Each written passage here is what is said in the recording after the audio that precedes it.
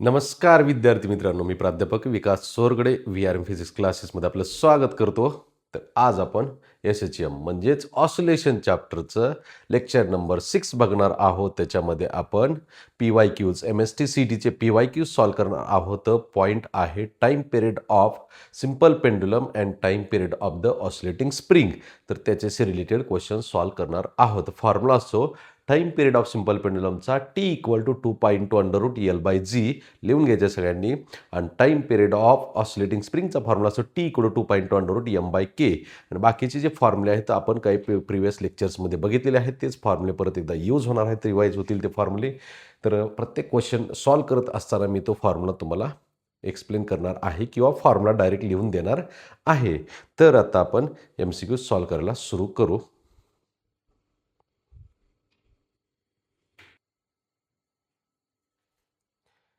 तर विद्यार्थी मित्रांनो, आजचा आपला फर्स्ट क्वेश्चन असा आहे, the ratio of frequencies of two simple pendulums 4/3 at same place, the ratio of the respective length is.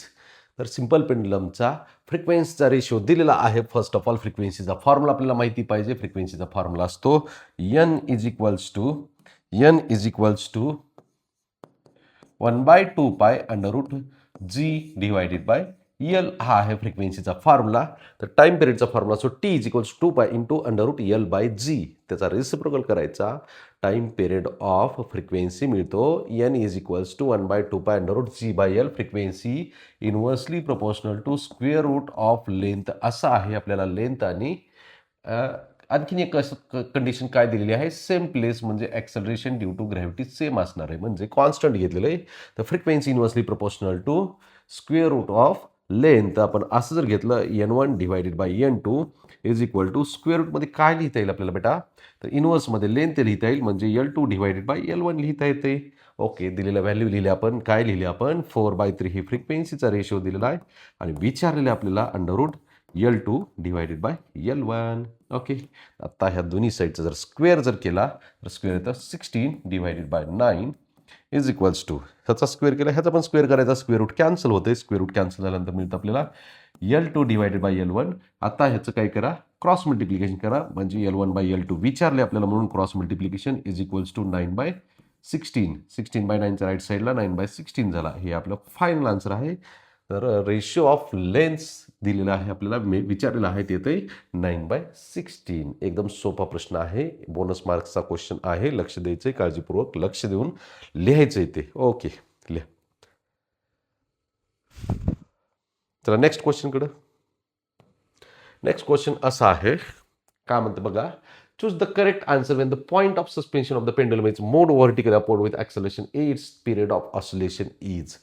Time period of oscillation, point of suspension upward जात असताना काय फरक पडतो, तर आधी टाईम पिरियडचा regular formula T equal to 2π × √L divided by G.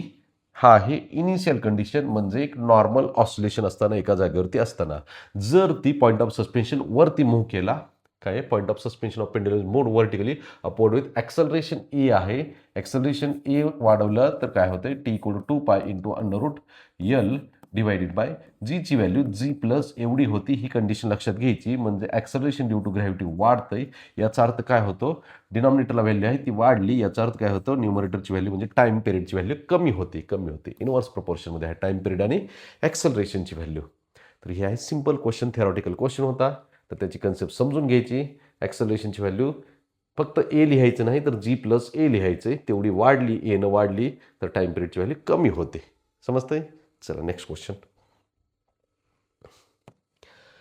Next आहे कॅल्क्युलेशनचा प्रश्न आहे, while emits sound wave of frequency n1 under the tension T when the tension is increased by 44%, T is increased by 44%, keeping the length and mass per unit length constant, the frequency of sound wave becomes n2, the ratio of frequency n2 to frequency n1 is. हा जो प्रश्न आहे हा superposition of wave चॅप्टरचा प्रश्न आहे. तर मी formula इथं लिहितो तुम्हाला.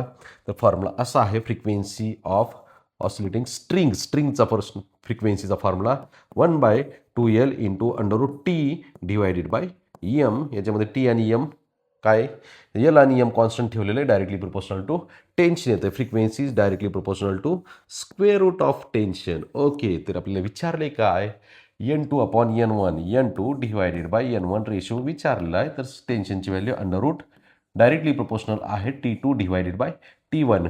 हे एकदम सोप्या पद्धतीने मी लिहितोय. असं कुठल्याही पुस्तकात तुम्हाला एवढ्या सोप्या पद्धतीने मिळणार नाही. तर बघा इकडे कॅल्क्युलेशन काय म्हणतंय. पर्सेंटेज इन्क्रिमेंट झालेली असेल तर त्याच्यामध्ये इनिशियल व्हॅल्यू ही 100 घ्यायची. इनिशियल व्हॅल्यू 100 घेतली तर फायनल व्हॅल्यू किती होते, तर त्याच्यामध्ये 44% इन्क्रिमेंट झाली. म्हणजे किती झाली फायनली? 144 झाली. ही एकदम सोप्या पद्धतीने असं कॅल्क्युलेशन आहे. आपल्याला N2 divided by N1 is equals to square root निघतं ह्या दोघांचं पण. 144चं 12 येते, 100चं 10 येते, 12 डिवायडेड बाय 10, 2 डिवाइड केलं 6 डिवायडेड बाय 5. हे आहे आपलं फायनल आन्सर 6/5. ओके, रेशिओ समजते, एकदम सोपं आहे. हे पर्सेंटेज कसं घेतलं काळजीपूर्वक लक्ष द्यायचं, लिहायचं, मी एक्सप्लेन केलं त्या पद्धतीनं. ओके, चला नेक्स्ट क्वेश्चन. आधी लिहून घ्या. हे लिहून होत नसेल तर पॉज करायचं. नेक्स्ट क्वेश्चन आपला असा आहे. The period of simple pendulum gets doubled when. Time period double कधी होते. तर इथं आपल्याला दिलेले लेंथ मासवरती तर डिपेंड नसतंय. Time period of simple pendulum does not depend on मास. मग काय करावं लागेल, लेंथमध्ये काय चेंज होतं ते बघायचं आपल्याला.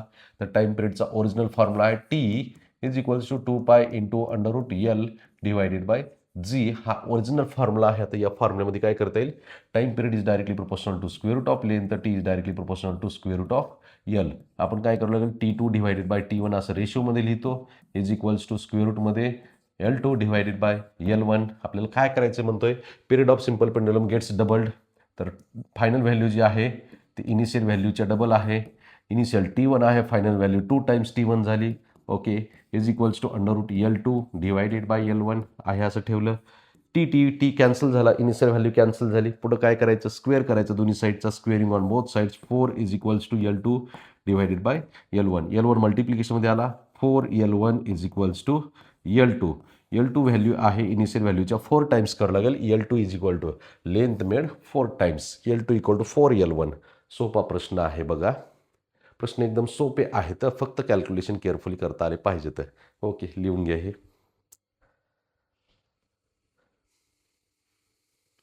समजतंय. नेक्स्ट क्वेश्चन लिहून घ्या. चला नेक्स्ट क्वेश्चनकडं. इंटरेस्टिंग क्वेश्चन आहे बघा. काय इंटरेस्टिंग आहे क्वेश्चन आहे. Okay, simple pendulum of length L1 has time period T1. Another simple pendulum of length L2. L1 greater than L2 has time period T2. Then the time period of pendulum L1 minus L2 is. Calculation थोडीशी जास्त आहेत, पण carefully बघा काय म्हणतोय ते. आता थोडीशी अरेंजमेंट रिक्वायरमेंटनुसार करावं लागतील आपल्याला. टाइम पिरियड T1 आणि length L1. T is equals to 2π into √L by g, L1 by g. Direct formula लिहिला मी. दोन्ही साईडचा स्क्वेअर करा. का, L1ची व्हॅल्यू सेपरेट फाईंड करावी लागेल. L1 मायनस L2 फाईंड करायचं आपल्याला. तर L1 मायनस L2 फाईंड करण्यासाठी स्क्वेअर रूटच्या बाहेर आली पाहिजे value. T1 square is equal to 4π square into L1 divided by g. Okay, ते सगळ्या व्हॅल्यू मी इकडं आणल्या. कोणत्या, तर T1 square into g, T1 square into g divided by 4π square असं केलं, इज इक्वल्स टू L1. ह्याला इक्वेशन नंबर 1 नाव दिलं.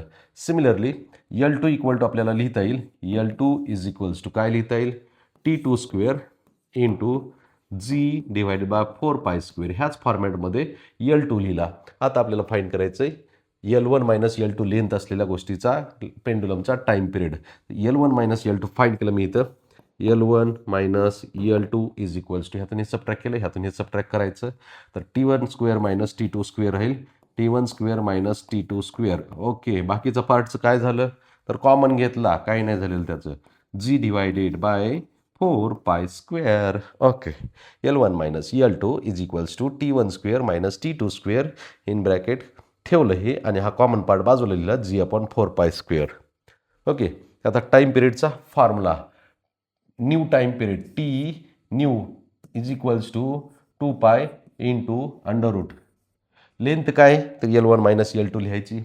Length L1 minus L2 divided by L1 minus L2 divided by जी असं लिहिलं आपण.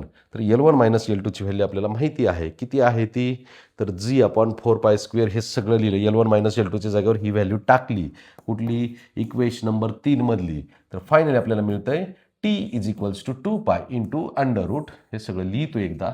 ओके, डिनॉमिनेटरमध्ये जी आहे, तर आधी हे लिहितो T1 square minus T2 square T1 square minus T2 square into g by 4 pi square आहे जी डिवायडेड बाय 4 पाय स्क्वेअर. आणि अजून काय राहिलं डिव्हिजनमधला हा जी राहिलेला आहे. हा जी कॅन्सल झाला. ओके, हा 4 पाय स्क्वेअरचं स्क्वेअर रूट निघतंय. टी इज इक्वल टू किती येतं ते, हा 2 पाय आहे. डिव्हिजनमध्ये 4 पायचं 4चं स्क्वेअर रूट 2 येते, पाय स्क्वेअरचं स्क्वेअर रूट पाय येते आणि स्क्वेअर रूटमध्ये काय राहिला T1 square minus T2 square. हा कॉमन पार्ट मी कॅन्सल केला. T equal to under root T1 square minus T2 square, under root T1 square minus T2 square. हे आहे आपलं आन्सर. ओके, तर बघू आपण पुढं काय आहे ते. या पद्धतीनं आपलं सोल्युशन आहे, लिहून घ्या. समजतं की बेटा, थोडासा वेगळा क्वेश्चन होता. आपण पूर्णपणे सोल्युशन लिहिले, जशी रिक्वायरमेंट आहे तशा व्हॅल्यू कॅल्क्युलेट केल्या आहे. तर T equal under root of T is equal to under root of T1 square minus T2 square, L1 minus L2 एवढ्या लेंथचा टाइम पिरियड मिळते. चला नेक्स्ट क्वेश्चनकडं. क्वेश्चन आहे असं आपल्याकडं, the velocity of particle executing SHM varies with displacement as 4v square is equals to 50 minus x square. ही व्हेलॉसिटीची value दिलेली SHM मध्ये. The time period of oscillation is x/7. ही टाइम पिरियडची व्हॅल्यू दिलेली आहे. The value of x is, ते find करायचं आपल्याला. ते फाइंड करण्याच्या आधी दिलेला डेटा व्यवस्थित लिहितो मी आधी. काय आहे ते बघा. 4v square is equals to 50 minus x square. समजते काय म्हणतोय ते. तर आता ह्याच्यामध्ये व्हेलॉसिटीचा फॉर्म्युला ओरिजिनल कसा असतो तुम्ही साईडला लिहितो एकदा तुमच्यासमोर. तर v equal to omega into under root a square minus x square. ह्या फॉर्मॅटमध्ये सगळी व्हॅल्यू आणायची. तर व्हीला मल्टिप्लिकेशनमध्ये कुणीच नाही, 4 डिव्हिजनमध्ये न्या तिकडं. v square is equals to 1/4 into 50 minus x square. Okay, दोन्ही साईडचं स्क्वेअर रूट जर घेतलं, v is equals to 1/2 into under root 50 minus x square. Okay, ह्याला इक्वेशन नंबर 1 नाव दिलं मी. आता ह्याला व्हेलॉसिटी सोबत ओरिजिनल कम्पेअर करा. आपल्याला टाइम पिरियड फक्त फाइंड करायचा आहे. टाइम पिरियड दिलेला आहे त्याच्यासोबतच कम्पेअर करायचं आहे. तर टाइम पिरियड हा ओमेगाच्या व्हॅल्यूमध्ये असतो. हे स्क्वेअर रूटला मल्टिप्लिकेशनमध्ये ओमेगा आहे, स्क्वेअर रूटला मल्टिप्लिकेशनमध्ये ओमेगा आहे.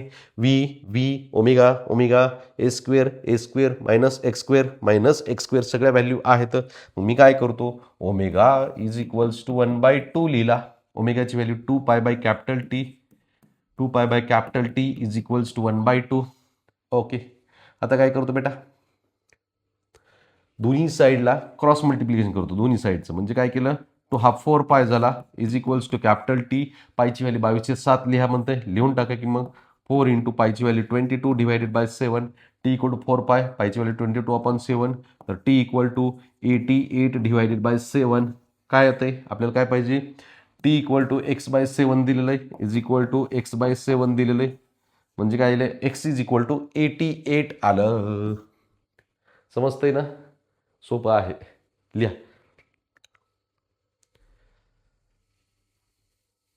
तर नेक्स्ट क्वेश्चनकडे.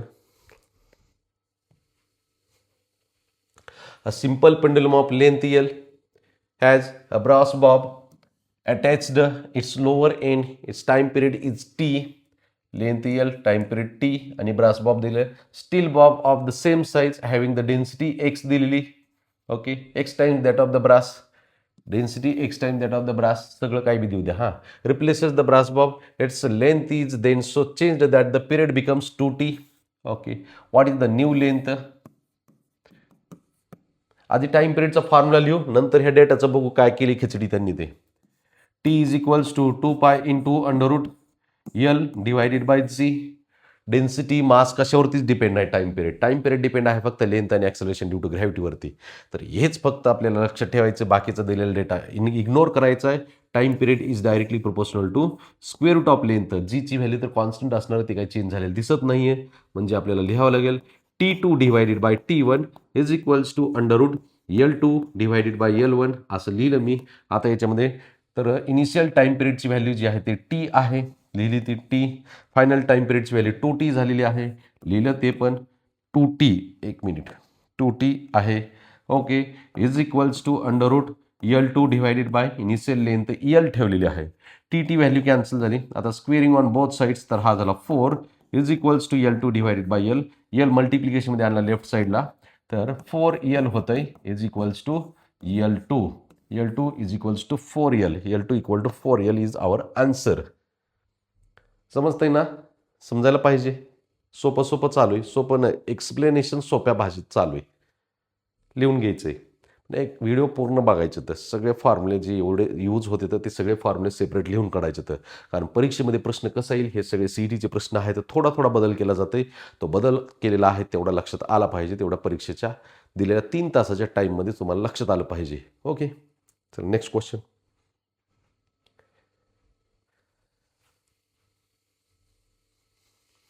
क्वेश्चन असा आहे, particle performs linear SHM Wien the displacement of a particle from the mean position is 4 centimetre, 3 centimetre, 4 centimetre, म्हणजे ह्याला x1 लिहिलं, ह्याला x2 लिहिलं. ओके, दोन डिस्प्लेसमेंट दिलेत म्हणून. करस्पॉन्डिंग व्हेलॉसिटीज, x1 डिस्प्लेसमेंट असताना व्हेलॉसिटी v1, x2 डिस्प्लेसमेंट असताना velocity v2 respectively. It's a periodic time is. Okay, काय दिले? व्हेलॉसिटी दिली आणि डिस्प्लेसमेंट दिले. व्हेलॉसिटीचा फॉर्म्युला यूज केला एसएचएम मध्ये, v equal to omega into √a² minus x². कळतंय? समजते? ओके, तर आता आपल्याला काय करावं लागेल? ह्या व्हॅल्यू जर ठेवल्या मी v1 v2 v3 v1 v2 असं जर ठेवलं सगळं, तर पहिलं इक्वेशन मी डायरेक्ट व्हॅल्यूज ठेवतो. ची व्हॅल्यू पहिली किती दिलेली? 8 दिलेली आहे. Is equals to omega into √a² minus x². a² माहीत नाही, काहीच नाही माहिती आपल्याला. Okay, minus x². Initial displacement 3 आहे, त्याचा स्क्वेअर 9 आला हा. याला इक्वेशन नंबर 1 नाव देता येईल आपल्याला. सगळं कॅन्सल केलं तर ॲम्प्लिट्यूड येते आपल्याला, करू आपण ते. इक्वेशन नंबर 1 नाव दिलं. सिमिलरली सेकंड इक्वेशन जर बघितलं आपण, सेकंड इक्वेशन तयार करायला v2 ची व्हॅल्यू आहे 6 आहे. Is equals to omega into √a² minus x². डिस्प्लेसमेंटची व्हॅल्यू आहे 4 किती येतो? 16 येतो. याला इक्वेशन नंबर 2 नाव दिलं. तर इक्वेशन 1 डिवायडेड बाय इक्वेशन 2 जर केलं तर 8 divided by 6 is equals to omega omega cancel झाला. राईट साईडला काय राहतंय? a² minus 9 divided by a² minus 16. समजते? इथं 2 भागाकार होईल. हा झाला 4, हा झाला 3. हे जे लिहिलेलं आहे याच्यामध्ये आता मला काय करावं लागेल? तर ह्या दोन्ही साईडचा स्क्वेअर करावं लागेल. त्यावेळेस a² ची व्हॅल्यू आपल्याला कॅल्क्युलेट करता येईल. तर दोन्ही साईडचा स्क्वेअर जर केला, स्क्वेअरिंग ऑन बोथ साईड्स, तर 4² 16 divided by 3² 9 is equals to 16 divide by 9 equal to, हे स्क्वेअर रूट कॅन्सल झाले तर आपल्याला मिळतंय a² minus 9 divided by a² minus 16. Cross multiplication केलं, 16 into a² minus 16 is equals to 9 into a² minus 9. Okay, तर आता हे जर कॅल्क्युलेशन केले, 16 मल्टिप्लाय केलं, 16 a² मायनस 16चा वर्ग 256, 9a² मायनस 81. आता याच्यामध्ये काय करतो? 16 a² मायनस 9a². करेक्ट आहे, काय अडचण नाही. मायनस 256 राईट साईडला गेला, प्लस 256 मायनस 81 असं पण लिहिता येतं आपल्याला, काही अडचण नाही इथपर्यंत. ह्या दोघांचं जर सबट्रॅक्शन केलं, हे येतं 7a² इज इक्वल टू, हे आला 5 आला आणि हे 8 आणि 7 15 आले, 175 येतं. a² इज इक्वल टू किती होतं? हे 175 डिवायडेड बाय 7. ही एक इक्वेशन मिळालं, a² ची व्हॅल्यू मिळाली. आता ही व्हॅल्यू आपण काय करावं लागेल? तर इक्वेशन 1 किंवा इक्वेशन 2 मध्ये जर ठेवली तर आपल्याला इथं टाइम पिरियड ओमेगा फाइंड करता येईल. पुट इन इक्वेशन 2 करू आपण. तर पुट इन इक्वेशन 2, इक्वेशन 1 किंवा 2 मध्ये ठेवलं काही फरक पडत नाही, कुठल्या इक्वेशनमध्ये ठेवा. 6 इज इक्वल्स टू ओमेगाची value 2 pi by capital T into square रूटमध्ये आणलं. स्क्वेअर रूटमध्ये काय दिसतंय? a² दिसतंय. a² ची व्हॅल्यू किती? 175 divide by 7, 175 divided by 7 minus 16. Okay, आता हे मल्टिप्लिकेशन आणि सबट्रॅक्शन करू. तर हा 2 आणि हा 3, हा राहिला 3 is equals to pi by capital T into under root. Calculation carefully बघा रे, स्पेसची अरेंजमेंट करायला लागलो थोडीशी मी व्यवस्थित. तर हा आला 175 मायनस 16 112. ओके, बरोबर आहे, डिवायडेड बाय 7. करेक्ट आहे. तर 3 is equals to pi by capital T into under root. हे सबट्रॅक्शन जर केलं, 175 वजा 112 किती येतं? हे 63 डिवायडेड बाय किती आला? 7 आहे तसाच. करेक्ट आहे. T is equals to pi by 3 लिहिलं. करेक्ट आहे. ओके, 63 डिवायडेड बाय 7 किती होतंय? 9 येते. 9. 9चं स्क्वेअर रूट घेतलं, किती आला? हा पाय बाय 3 इंटू 3 आला. 3 कॅन्सल झाला. T इक्वल टू पाय सेकंद. हे आहे फायनल आन्सर. तर सोल्युशन खूप मोठं आहे, भरपूर कॅल्क्युलेशन करावं लागतं, तर 1 मिनिटात सॉल्व्ह होणं शक्य नाही, पण हा जो क्वेश्चन आहे याच्यासाठी दुसऱ्या एखाद्या थेरॉटिकल क्वेश्चनमधला टाईम तुम्हाला अरेंज करून ह्यासारख्या क्वेश्चनमध्ये देणं गरजेचं असतंय. तर थेरॉटिकल क्वेश्चनला जास्त वेळ न घालवता डायरेक्ट आन्सर माहिती असेल ते डायरेक्ट टिक करायचे तर, आणि बाकीचा वाचलेला वेळ आहे ते अशा क्वेश्चनमध्ये देणं गरजेचं आहे. तर हे लिहून घ्या व्यवस्थित सगळं कॅल्क्युलेशन. आपलं आन्सर आहे पाय सेकंद, बी ऑप्शन.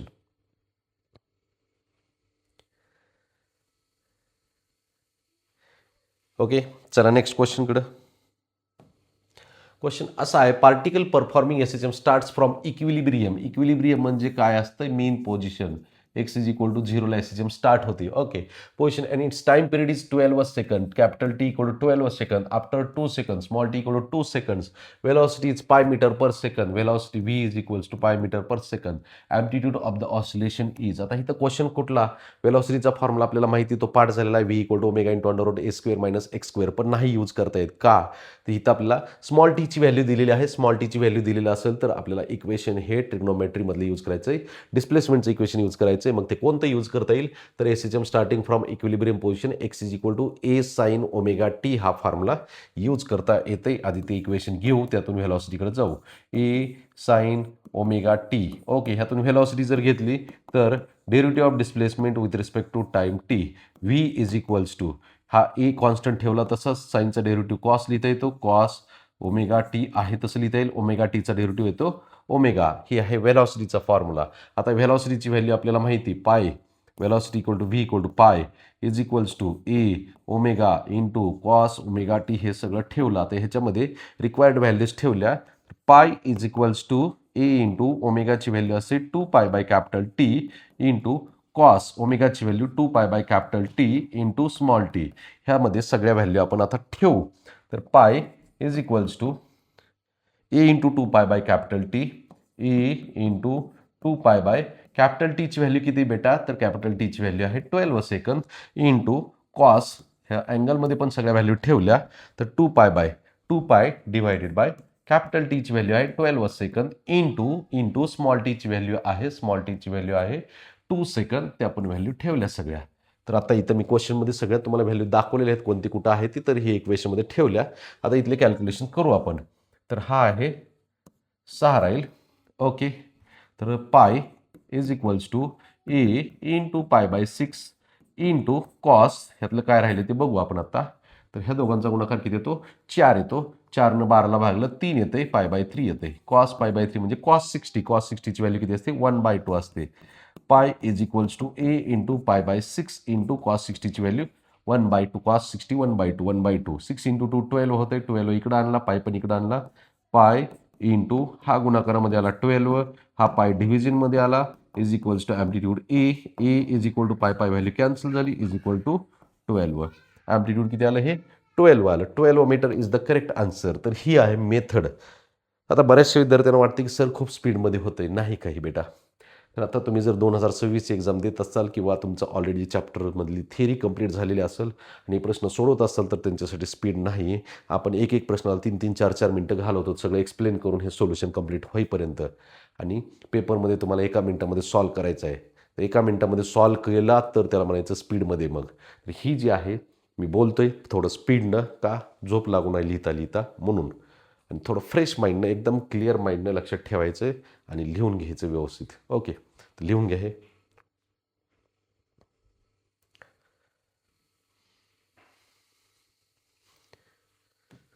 चला नेक्स्ट क्वेश्चनकडं. ओके, हा जो क्वेश्चन आहे आपल्याला लॉ ऑफ फ्लोटेशन म्हणजे आपल्याला मेकॅनिकल प्रॉपर्टीज ऑफ फ्लुइड चॅप्टरमध्ये बघायला मिळेल. त्या ठिकाणी आपण बघू. तर आपण लॉ ऑफ फ्लोटेशन अजून तर काही घेतलेलं नाही, एक्सप्लेन केलेलं नाही. त्या ठिकाणी मी हा चॅप्टर तुम्हाला, हा क्वेश्चन जो आहे लॉ ऑफ फ्लोटेशन म्हणजे मेकॅनिकल प्रॉपर्टीज ऑफ फ्लुइड चॅप्टरमध्ये बघू. तर तोपर्यंत हा स्किप करतो. ओके, नेक्स्ट क्वेश्चनकडे चला. Maximum velocity of a particle executing SHM with amplitude is 7 mm 7 into 10⁻³ metre is, ही आहे maximum velocity 4.4 metre per second. The period of oscillation is. Simple एकदम क्वेश्चन आहे. व्ही मॅक्सचा फॉर्म्युला खूप वेळा सोडलेला तुम्ही. V max is equals to A omega असा फॉर्म्युला आहे. व्ही मॅक्सची व्हॅल्यू दिली आपल्याला 4.4 इज इक्वल्स टू ॲम्प्लिट्यूडची व्हॅल्यू 7 इंटू 10⁻³ ओमेगाची व्हॅल्यू असे 2 pi by capital T. Okay, आपल्याला काय फाईंड करायचं? टी फाईंड करायचं. मग इकडं बाकीचा पार्ट मी लेफ्ट साईडला आणला. T is equal to 7 into 10⁻³ into 2 into पायची व्हॅल्यू 22/7 लिहा आणि आणखीन काय राहिलं डिव्हिजनमध्ये तर हा 4.4 डिव्हिजनमध्ये आणला. आता हा 7 कॅन्सल केला. ओके समजलं. हा न्यूमरेटरला 44 झाला इंटू 10⁻³ डिवायडेड बाय 4.4. 4.4ने ह्या 44ला डिवाइड केल्यानंतर किती होते तर 10 होते. 10 इंटू 10⁻³ हे झालं 10⁻². 10⁻² म्हणजे 0.01. 0.01 सेकंद इज आवर आन्सर. हे लिहून घ्या, एकदम सोपा प्रश्न होता.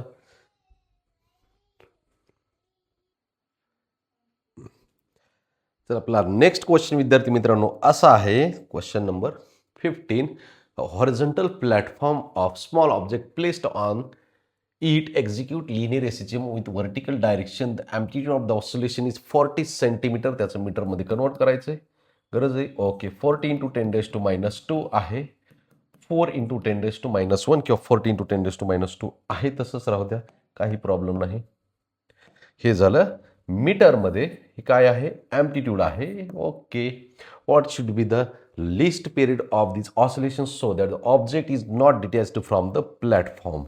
टाइम पिरियडचा फॉर्म्युला आहे आपल्याकडं माहिती 2π into √L divided by G. पण इथं आपण जर समजा या ॲम्प्लिट्यूडचा वापर करून थोडीशी अरेंजमेंट करायचा प्रयत्न केला तर कॉम्प्लिकेटेड होते. थोडंसं फॉर्म्युला येतंय, कॉम्प्लिकेटेड होतंय. मी शॉर्टकट तुम्हाला सांगतो काय करायचं.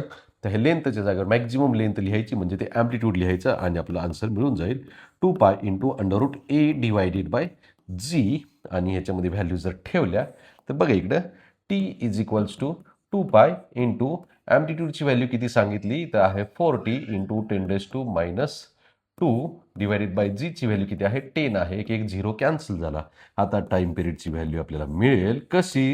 हा 4चं स्क्वेअर रूट येते 2 आणि 10⁻²चं 10⁻1 होते. तर T इक्वल टू दोघांचं मल्टिप्लिकेशन करा 4π इंटू 10⁻1 ह्या दोघांचा गुणाकार होतोय. T इक्वल टू 0.4π हीच आवर फायनल आन्सर. समजलं. तर हे थोडंसं कॅल्क्युलेशनमध्ये मी ट्विस्ट आणलेला आहे, हे लक्षात घ्यायचं आहे. फॉर्म्युला रिक्वायर्ड फॉर्म्युला जो आहे तो करेक्ट फॉर्म्युला यूज करा आणि डायमेन्शनली करेक्ट असल्या व्हॅल्यू जरी ठेवल्या तरी बऱ्यापैकी 99.9% चान्सेस आहेत करेक्ट आन्सर येण्याचे. ओके लिहून घ्या. नेक्स्ट क्वेश्चन आहे the motion of particle is described by the equation A equal to -bx. A is the acceleration, x is the displacement from the equilibrium position and B is the constant. The periodic time will be. Periodic time कशावरती depend आहे इथं A equal to -bx असं आपल्याला दिलेलं equation आहे, त्यातून find करायचं आहे. तर A is equal to -bx but A is the acceleration. आपल्याकडे असा फॉर्म्युला आहे A इक्वल टू -ω²x. हे जर कंपॅरिझन केलं तर एकदम सोपा प्रश्न आहे. ω² is equals to B. Omega is equals to √B. ओमेगाचा फॉर्म्युला असतो 2π/T. आपल्याला पिरियडिक टाइम विचारलेला आहे. Omega is equals to 2π/T is equals to √B. आता काय करा तर दोन्ही T क्रॉस मल्टिप्लिकेशन करा. 2π/√B is equals to T. Final answer आहे T equal to 2π/√B. Option number B. समजतंय. अरेंजमेंट कशी देऊ द्या, फक्त कॅल्क्युलेशन व्यवस्थित करता आले पाहिजे तर आन्सर मिळते कन्फर्म. Okay next question. हा थोडंसं कॅल्क्युलेशन जास्त असलेला क्वेश्चन आहे, आपण तरीही सॉल्व्ह करू. आपण याला बघा आता. A particle executing SHM has velocity v1 and v2 at distance x1 and x2 respectively. v1 velocity ला displacement x1, v2 velocity ला displacement x2 respectively. From the mean position, the frequency is. Frequency म्हणजे omega मध्ये frequency राहते, ओमेगाची value ठेवायची. Amplitude तो कुठं दिसत नाही आपल्याला, तर व्हेलॉसिटीचा फॉर्म्युला दिली तो मी general v equal to omega into √a² minus x². आता v1 ची व्हॅल्यू जर लिहिली v1 is equals to omega. आता काय करू तुम्ही, नाहीतर याचा डायरेक्ट स्क्वेअर. ऑप्शनमध्ये सगळे आपल्याला स्क्वेअर दिसतात, मग मी याचा स्क्वेअर करूनच लिहितो. मी स्क्वेअर केल्यानंतर काय मिळते v² is equals to ω² in bracket a² minus x². ω² ब्रॅकेटमध्ये मल्टिप्लाय केलं. v² is equal to ω² a² minus ω² x². आता ह्याला इक्वेशन नंबर 1 नाव द्या. नाही गरज अजून पण.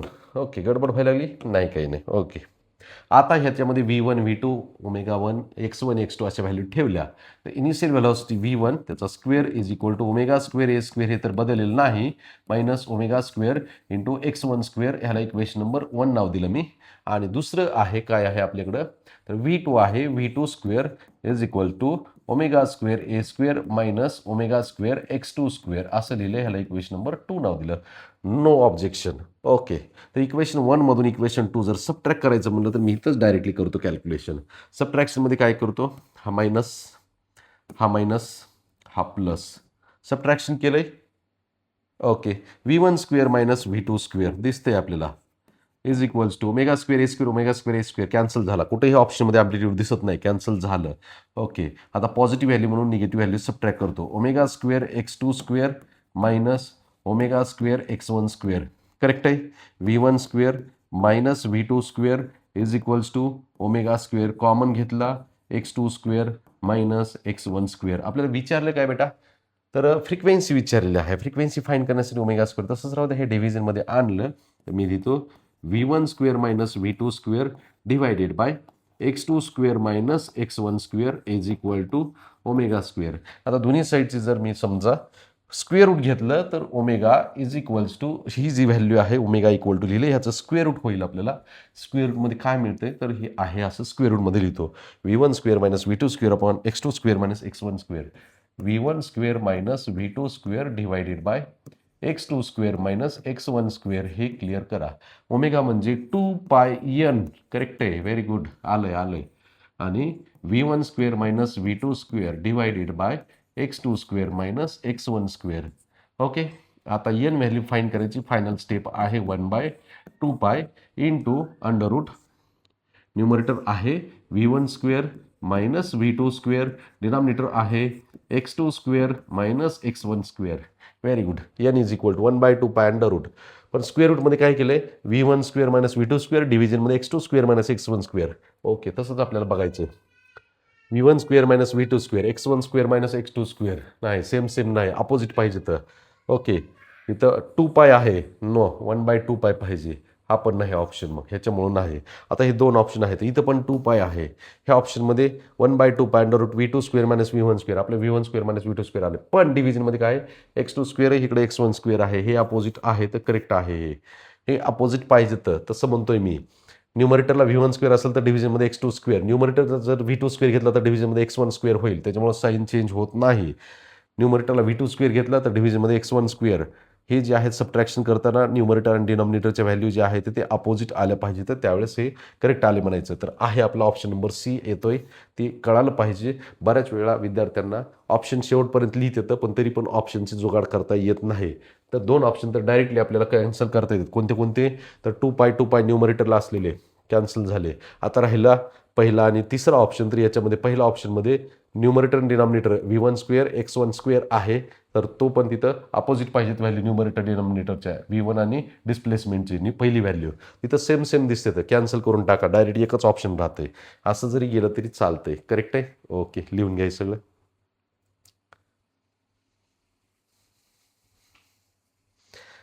चला विद्यार्थी मित्रांनो, नेक्स्ट क्वेश्चनकडे. क्वेश्चन नंबर असा आहे, rubber ball filled with water having the small hole is used as the bob of simple pendulum. The time period such a pendulum.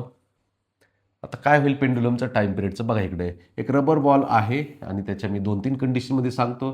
तर रबर बॉल असा बांधलेला आहे आणि रबर बॉलमध्ये काय केलेलं आहे वॉटर भरलेला आहे. पहिल्यांदा तो रबर बॉल एमटी आहे त्यावेळेस त्याचा टाइम पिरियड टी आहे आणि ह्याची जी लेंथ आहे ती लेंथ अशी आहे L.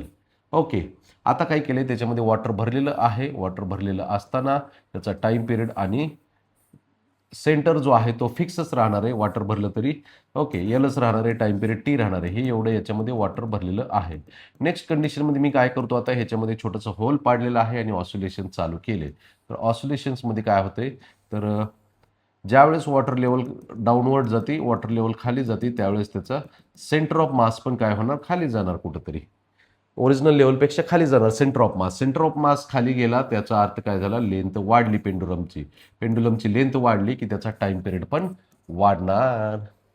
बघा आता पाणी भरल्यानंतर त्याचा टाइम पिरियड जो होता तो टी होता. पण पाणी जसं होल पाडल्यानंतर त्यातून पाणी खाली चाललंय पाणी खाली जात असताना काय होतंय तर वॉटर लेवल डिक्रीज होती, त्याचा सेंटर ऑफ मास जो आहे तो खाली जातो. सेंटर ऑफ मास खाली जातो म्हणजे त्याची लेंथ आहे पॉईंट ऑफ सस्पेन्शन पासूनची लेंथ आहे ती इन्क्रीज होते. लेंथ इन्क्रीज झाली की टाइम पिरियड इन्क्रीज होते. कसं तर T equal to 2π into √EL/G ह्या फॉर्म्युल्याने असं होतं. हे डायरेक्टली प्रोपोर्शनल. काय होतंय लेंथ इन्क्रीज झाली टाइम पिरियड इन्क्रीज होतंय. ह्या टाइम पिरियड वाढला आणि मग त्याच्या पुढे काय होतंय तर हे पाणी जसं जसं खाली जाईल तसं तसं टाइम पिरियड वाढेल आणि पाणी संपलं म्हणजे एम्प्टी झाला त्याचा सेंटर ऑफ मास पुन्हा खाली जाईल, पुन्हा टाइम पिरियड काय होईल डिक्रीज होईल. पहिल्या कंडिशनमध्ये येते पुन्हा एम्प्टी झाला. हा एम्प्टी झाल्यानंतर बघा इकडं पुन्हा परत सेंटर ऑफ मास सेंटरला पोहोचला, थोडासा वरी गेला, लेंथ कमी झाली म्हणजे त्याचा टाइम पिरियड पण कमी झाला. म्हणजे जसं जसं पाणी खाली जाईल तसं टाइम पिरियड वाढतंय. First increases and then decreases finally having the same value as the beginning. असं होते. समजतंय? पहिल्यांदा टाइम पिरियड इन्क्रीज होते नंतर डिक्रीज होते. डिक्रीज होऊन ते फायनल जशी व्हॅल्यू होती इनिशियली त्या व्हॅल्यूपर्यंत जाऊन पोहोचतंय ते. ही आहे एक्सप्लेनेशन. समजले का बघा. काही समजलं नसेल तर कमेंट सेक्शनमध्ये टाकायचं आहे. सर समजलं नाही तर डबल व्हिडिओ बनवतो आणि तुम्हाला एक्सप्लेन करतो. ओके, पुढचा पार्ट बघू आपण लगेच. नेक्स्ट आहे असं the spring has the certain mass suspended from it and period of vertical oscillation is T1. The spring is now cut in 2 equal halves. Okay, हे आहे ओरिजिनल स्प्रिंग. आता ही जी स्प्रिंग आहे कट केली, हा एक पार्ट केला, हा स्प्रिंगचा दुसरा पार्ट केलाय. त्या स्प्रिंगची लेंथ L होती, स्प्रिंग कॉन्स्टंट K होता. नवीन लेंथ जी आहे ती L/2 झाली. कॉन्स्टंट किती तो माहीत नाही आपल्याला. आता लेंथ L/2 झाली, कॉन्स्टंट किती आहे तो माहीत नाही आपल्याला, K2. तेच फाईंड करायचं आहे. पण स्प्रिंग कट केल्यानंतर आपण एक कंडिशन लक्षात घेतलेली आहे, K1 L1 is equal to K2 L2. हे लक्षात ठेवायचं आहे. इनिशियल व्हॅल्यू जी होत्या K into L is equals to K2 into L2ची व्हॅल्यू किती आहे L/2 आहे. लेंथ कॅन्सल झाली, 2 इकडे आणला मल्टिप्लिकेशनमध्ये आला, 2K is equal to K2. म्हणजे स्प्रिंग कॉन्स्टंट जो आहे तो डबल झाला. विचारले की आपल्याला तर टाइम पिरियडचा रेशो विचारलेला आहे. टाइम पिरियडचा रेशो फाईंड करताना टाइम पिरियडचा फॉर्म्युला आधी माहीत पाहिजे. T equal to 2π into √M divided by K. हा बेसिक फॉर्म्युला आहे. या फॉर्म्युल्याच्या बाहेर जाऊ नका स्प्रिंग कॉन्स्टंट माहीत असताना. सेम मास जोडलेला आहे असं आहे. सेम मास जोडलेले मास कॉन्स्टंट आहे. Time period is inversely proportional to square root of constant. तर आपण काय केलं T1/T2 आपल्याला पाहिजे तर तसंच लिहिलं. मग राईट साईडचा जो रेशिओ आहे कॉन्स्टंटचा तर इन्व्हर्समध्ये असेल. इन्व्हर्समध्ये म्हणजे कसं तर हे K2/K1. समजते का? आता K1 K2ची व्हॅल्यू कुठून फाईंड केल्यात मी इथं स्प्रिंग कट केलेली आहे आणि एकच पार्ट जोडला तर एका पार्टचा कॉन्स्टंट 2K होतंय. तर T1 divided by T2 is equals to √ K2ची व्हॅल्यू काय आहे तर 2K आहे. 2K डिवायडेड बाय K1ची व्हॅल्यू K आहे. K कॅन्सल झाला, √2 एवढं आन्सर येते आपलं. बी ऑप्शन आहे. √2 हे आन्सर आहे. तर सोपा प्रश्न होता पण थोडासा वेगळा. आतापर्यंत जेवढे प्रश्न सॉल्व्ह केले त्यांच्यापेक्षा थोडासा वेगळा प्रश्न आहे. केअरफुली सॉल्व्ह करा.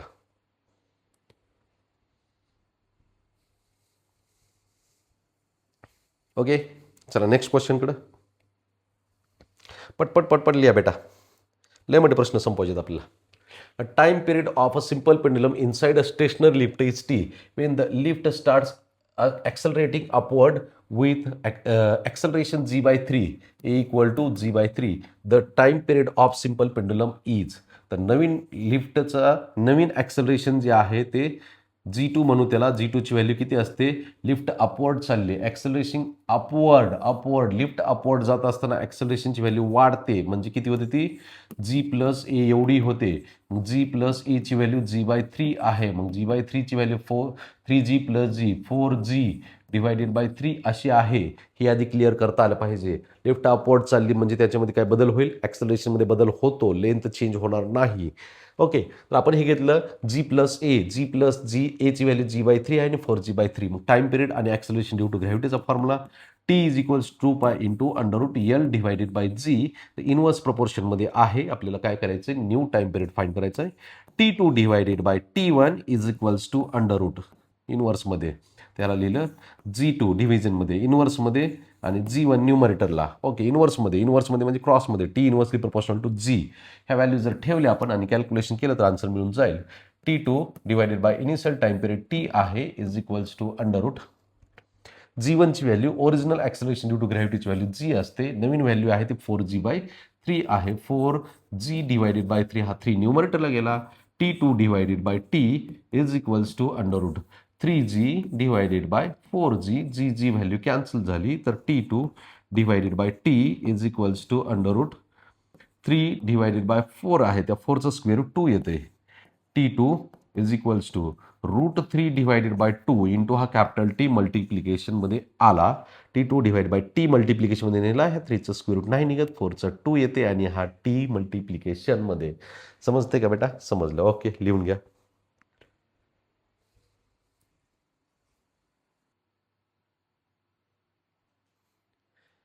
तर चला विद्यार्थी मित्रांनो, नेक्स्ट क्वेश्चन आपला असा आहे. The upper end of the spring is fixed and mass M is attached to its lower end.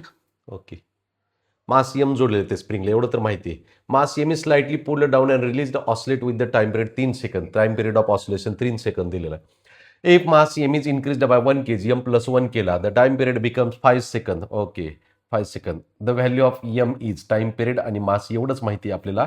तर टाइम पिरियडचा फॉर्म्युला आहे ऑसिलेटिंग स्प्रिंगचा, T equal to 2 into under root M divided by K. Time period is directly proportional to mass. T2 divided by T1 is equals to under root M2 divided by M1. सोपं आहे ना? Okay, लिहा सोपं आहे. तर T2 divided bye values लिहिले. आता values दिले त्याच्यामध्ये, असं काही टेन्शन घेण्यासारखं नाही.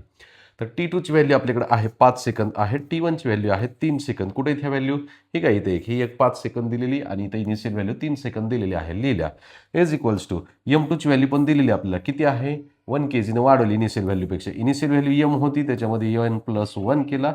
आता याचा दोन्ही साईडचा स्क्वेअर केल्यानंतर आपल्याला एमची व्हॅल्यू मिळून जाईल. Squaring on both sides 25 divided by 9 is equals to M plus 1 divided by M. Cross multiplication करा, त्याच्याशिवाय एमची व्हॅल्यू मिळत नाही.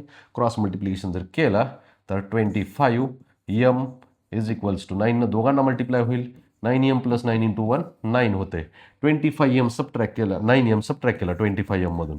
25m minus 9m is equals to 9. दोघांचं सबट्रॅक्शन येते 16m is equals to 9. Finally आपल्याला मिळते m is equals to 9 divided by 16. हे आहे फायनल आन्सर.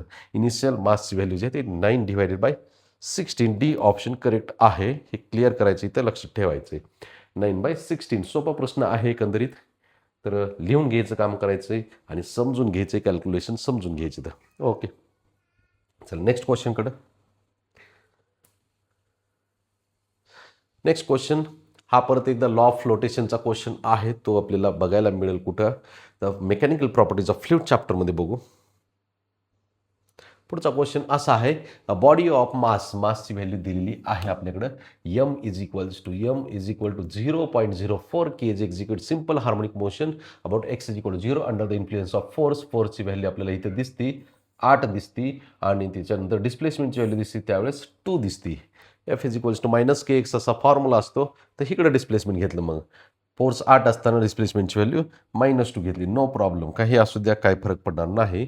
डिस्प्लेसमेंटची व्हॅल्यू -2 आहे. F is equals to kx असा फॉर्म्युला तर आहे आपल्याकडे. F is equal to kx. फोर्सची व्हॅल्यू आहे 8 is equal to -k into डिस्प्लेसमेंटची व्हॅल्यू -2 आहे. 8 डिवाइडेड बाय -+2 झाला मल्टिप्लिकेशनमध्ये इज इक्वल टू k. ची व्हॅल्यू किती आली? तर 4 आली. ही एक व्हॅल्यू माहिती आपल्याला आणि आपल्याला मासची एक व्हॅल्यू माहिती आहे. विचारले आपल्याला टाइम पिरियड ऑफ द स्प्रिंगचा फॉर्म्युला आपल्याला माहिती T equal to 2π into under root m divided by k आहे की सगळंच माहिती. आता सोडवा, पटपट सोडवायचं. गोंधळ करू नको रे. रतळ्या का बस. T equal to 2π into under root मासची व्हॅल्यू आहे 0.04 डिवाइडेड बाय k ची व्हॅल्यू आहे 4. आता ह्यांचं स्क्वेअर रूट कसं घ्यायचं लिहू आपण. T is equals to 2π into square रूटमध्ये डिव्हिजन केलं तर 0.01 येते. 0.01. त्या 0.01चं स्क्वेअर रूट 0.1 असतो. T is equals to 2π into 0.1 म्हणजे 2 इंटू 0.1ची व्हॅल्यू 0.02π सेकंद. कसं आलं हे? T is equal to 0.2π second हे आन्सर आहे. ग्राफ दिलं तरी घाबरायचं नाही. ग्राफमध्ये व्हॅल्यूज कोणत्या कोणत्या दिल्यात त्या व्हॅल्यू उचलायच्या, फॉर्म्युलामध्ये टाकायच्या आणि त्यांचा वापर त्याच कुठल्या फॉर्म्युलामध्ये किंवा कुठल्या व्हॅल्यू फाइंड करण्यासाठी करायचं ते लक्षात घ्यायचं. ओके, लिहून घ्या. नेक्स्ट क्वेश्चनकडे. क्वेश्चन असा आहे, थोडासा वेगळा क्वेश्चन आहे आणि हा क्वेश्चन मी बघतोय तर जवळपास 2023, 22, 21, 20 या 4 वर्षामध्ये कमीत कमी 5 ते 6 वेळा रिपीट झालेला आहे. 2026 मध्ये बी होऊ शकतो रिपीट हा आता. तर बघा एकदा क्वेश्चन, मी सोल्युशन थोडंसं इंटरेस्टिंग आहे, वेगळ्या पद्धतीनं आहे. Under the influence of force F1 the body oscillate with a period T1. Okay, force F1 असताना टाइम पिरियड T1 आहे आणि due to another force F2 body oscillate with time period T2. Both the forces act simultaneously the resultant period is resultant time period. तर फोर्सचा formula जो आहे त्याच्यामध्ये omega आणता येते, आपल्याला ओमेगा स्क्वेअर आणता येते आणि त्या ओमेगामध्ये टाइम पिरियडची व्हॅल्यू असते. हे आधी अरेंजमेंट प्लॅन डोक्यामध्ये तयार झाला पाहिजे. तर आन्सर कसं तयार होते तर बघू आपण एकदा. तर बघा इकडं, तर फोर्सचा फॉर्म्युला असतो F is equal to M A. F is equal to M A. Okay, mass into A म्हणजे ओमेगा स्क्वेअर इंटू एक्स, असं माहिती तुम्हाला आहे ना माहिती. ओके, तर याच्यामध्ये लिहिलं मी एकदा F1 is equal to M omega 1 square into X. Mass आणि एक्सची व्हॅल्यू आहे ती काहीच दिलेलं नाही, तर त्या फिक्स ठेवल्या.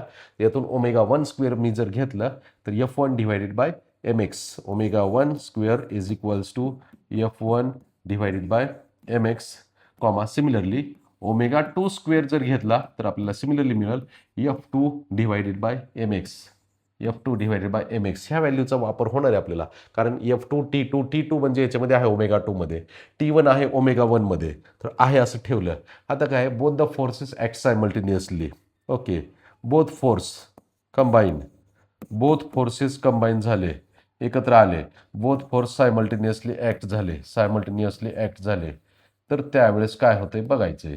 तर नवीन ओमेगाची व्हॅल्यू मिळेल आपल्याला, त्याला आपण म्हणू omega square is equal to, हाच फॉर्म्युल्यामध्ये मी लिहितो. एकत्र फोर्स लिहिला F1 plus F2 divided by mx.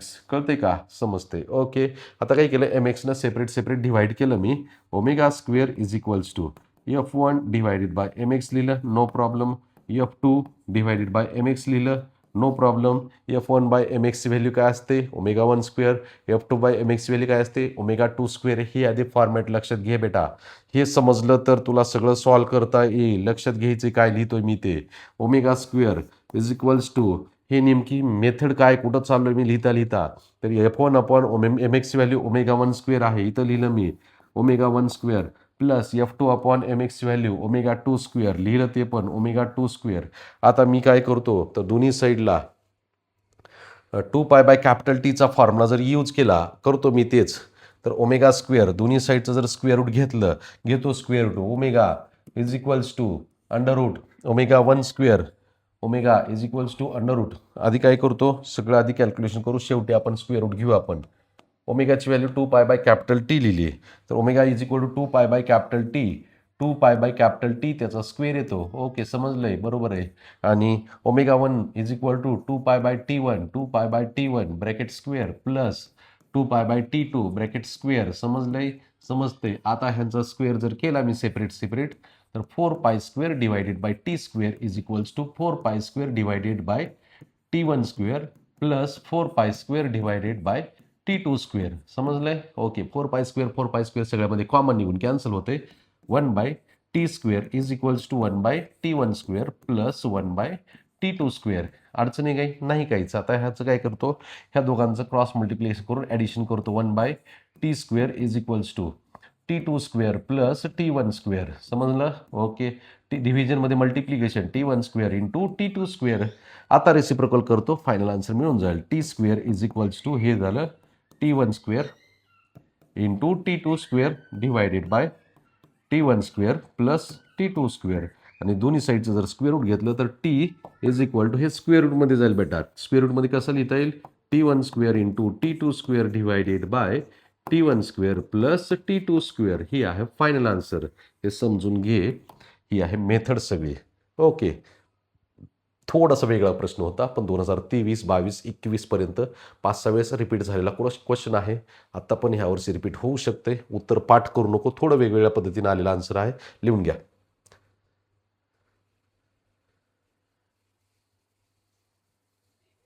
समजलं. चला नेक्स्ट क्वेश्चनकडे. For a particle performing SHM the equation d2x by dt square plus alpha x is equal to 0 हे दिले आपल्याला. सायमल्टेनियस इक्वेशन नाही, sorry, differential equation of linear SHM simultaneous नाही, differential equation of linear SHM दिलेलं आहे. Then the time period of the motion will be, हे लिहिलं मी, ह्याला कम्पेअर करतो d2x by dt square plus omega square X is equals to alpha म्हणजे sorry 0 is equal to 0. तर याच्यामध्ये alpha equal to omega square दिसतंय आपल्याला, आहे की एक्सला मल्टिप्लिकेशनमध्ये alpha equal to omega square, दोन्ही साईडचा स्क्वेअर रूट घ्या, square root alpha is equals to omega, correct आहे, omega 2 pi T time period विचारलेला आहे. Square root alpha is equals to 2 T लिहिलं.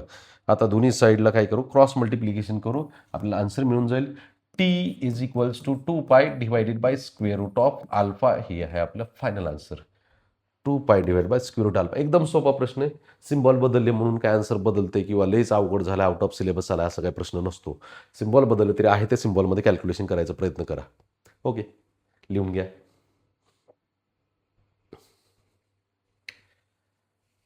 नेक्स्ट क्वेश्चन, सेम टाईपचा प्रश्न आहे. ए इज इक्वल्स टू काय, सेम म्हणून आम्हाला समजणच, ए इज इक्वल टू अल्फा नाही, आणि ए इज इक्वल टू दिलेलं आहे तसं लिहितो मी. A is equal to minus P X. A म्हणजे ॲक्सेलरेशन आहे, एक्स म्हणजे डिस्प्लेसमेंट आहे, but we know A is equal to minus omega square into X. याचा अर्थ काय, P is equal to omega square येते. ह्यातून पण आपल्याला विचारले काय, टाइम पिरियड ऑफ ऑसिलेशन्स. दोन्ही साईडचा स्क्वेअर रूट घ्या, P is equal to omega, root P is equal to omega म्हणजे 2 पाय बाय कॅपिटल टी, आणि finally T is equals to 2 pi route P, 2 pi divided bye root P. हे आहे आपलं final answer, 2 pi divide by root P, 2 pi divide by root P. समजतंय? Okay, लिहून घ्या. लिहिण्यावरती भर दे बेटा, मी प्रत्येक प्रश्न झाला की लिहून घ्या लिहून घ्या म्हणतो, उगाचच म्हणत नाही, समजलंच पाहिजे आपल्याला. ओके, तुम्हाला एक होमवर्कला थोडासा चॅलेंजिंग प्रश्न आहे. कॉन्केव्ह मिरर दिलेला आहे, त्याच्यामध्ये एक रेडियस दिलेली त्याची, आणि त्या कॉन्केव्ह मिररमध्ये काय केलेलं आहे तर ऑसिलेशन्स. हा आपण जो प्रश्न आहे नियर अबाउट आपण चॅप्टर नंबर पहिला सर्क्युलर मोशनमध्ये एक बघितलेला होता प्रश्न, त्या टाईपचा आहे. तर तिथं काही जुळते का बघा, जुळणी होती का, तर सेम टाईपचा प्रश्न आहे. मी हा तुम्हाला होमवर्कसाठी सोडवतो, नाही सुटला कमेंटमध्ये टाका, मी तुम्हाला सोल्युशन टाकतो, लिहून टाकतो कमेंट बॉक्समध्ये. ओके, चला प्रश्न आहे नेक्स्ट आणखीन एकदा. Simple harmonic motion is represented by, equation दिले त्याचं, differential equation of linear SHM d2x divided by dt square. मी काय करतोय आता, तर ह्याला मल्टिप्लिकेशनमध्ये कुणीच नव्हतं, अल्फा आहे, अल्फानं डिवाइड केलं तर हा होतो plus beta divided by alpha X is equal to 0. समजतंय का? हा अल्फानं काय केलं तर पूर्ण इक्वेशनला डिवाइड केलं, हा कॅन्सल होईल, इथं बीटा बाय अल्फा होईल, इथं 0 होईल, आणि मग ओरिजिनल डिफरन्शियल इक्वेशनसोबत कम्पेअर केलं, d2x by dt square plus omega square X is equal to 0. आता मी काय करतो, beta divided by alpha is equals to omega square आहे, दोन्ही साईडचं स्क्वेअर रूट घ्या, beta divided by alpha is equals to omega आहे, ओमेगा म्हणजे 2 pi by capital T, root beta divided by alpha is equals to 2 pi by capital T. Cross multiplication करा, T is equals to 2 pi into under root alpha divided by beta, 2 pi into under root alpha divided by beta. Okay, सोपा प्रश्न, 3-4 झाले प्रश्न आत्ताचे आत्ता सोडवलेत आपण, same टाईपचे आत्ता झालेले. ओके, प्रश्न रिपीट होतात याचा अर्थ काय, CET कन्फर्म आहे. बरेचसे प्रश्न तुम्हाला इझिली सॉल्व्ह होण्यासारखे आहेत, बरेचसे म्हणजे 99% प्रश्न सॉल्व्ह होतीलच. एखादा ट्विस्ट आलेला असेल तर तिथं थोडंसं तुमच्या कन्सेप्ट क्लिअर असणं गरजेचं आहे, त्यावेळेसच ते प्रश्न सॉल्व्ह होतील तुम्हाला. ओके, लिहून घ्या.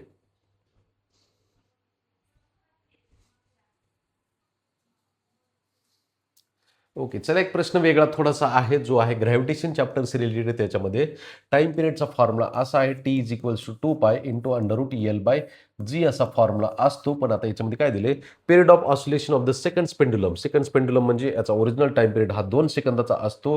2 is equals to 2 pi into time period of second pendulum 2 सेकंदाचा असतो. मी काय करतो इथं ते आपण रेशोमध्ये लिहिताना लिहून घेऊ आपण. ओके, पण आता याच्यामध्ये काय दिले, planet whose mass and radius R twice that of the earth. म्हणजे ज्या प्लॅनेटवरती ही on the surface of earth असेल टाइम पिरियडची व्हॅल्यू 2 सेकंद आहे हे आधी लक्षात ठेवा.